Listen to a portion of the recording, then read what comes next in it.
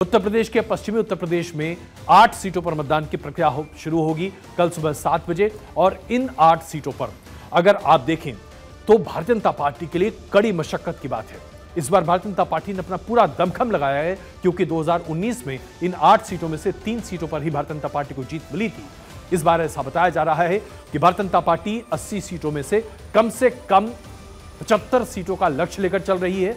और ऐसा माना जा रहा है कि पिछले बार की 2019 के परफॉर्मेंस से कहीं ज्यादा बेहतर इस बार भारतीय जनता पार्टी अपने प्रदर्शन को करने की कोशिश कर रही है। उत्तर प्रदेश में इस बार और खास करके पश्चिमी उत्तर प्रदेश में मुकाबला त्रिकोणीय होता हुआ दिखाई दे रहा है। ऐसा पूरे उत्तर प्रदेश में तो आमतौर पर द्विपक्षीय है, दो पक्षों के बीच में ही लड़ाई होती हुई दिखेगी, लेकिन इस पश्चिमी उत्तर प्रदेश के 8 सीटों पर मामला त्रिकोणीय होता हुआ दिख रहा है।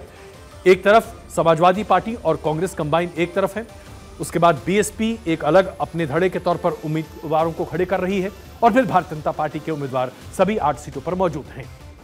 यह पहला मौका है इस बार जबकि समाजवादी पार्टी और आरएलडी एक दूसरे के साथ नहीं है।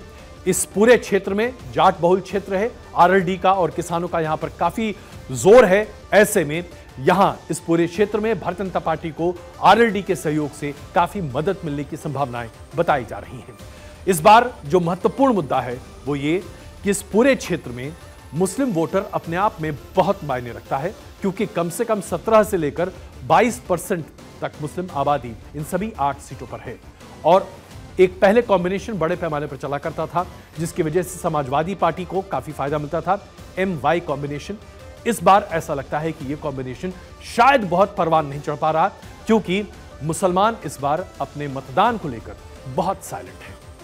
बीते तकरीबन 3 हफ्तों में मुसलमान पक्ष की तरफ से वहां जो एक आवाज उठती थी हमेशा, वो बिल्कुल शांत है। किसान आंदोलन का भी असर इस क्षेत्र में पड़ सकता है। ये किसके हक में जाएगा और किसके खिलाफ, ये तो 4 जून को हम आपको आकलन करके बेहतर बता पाएंगे।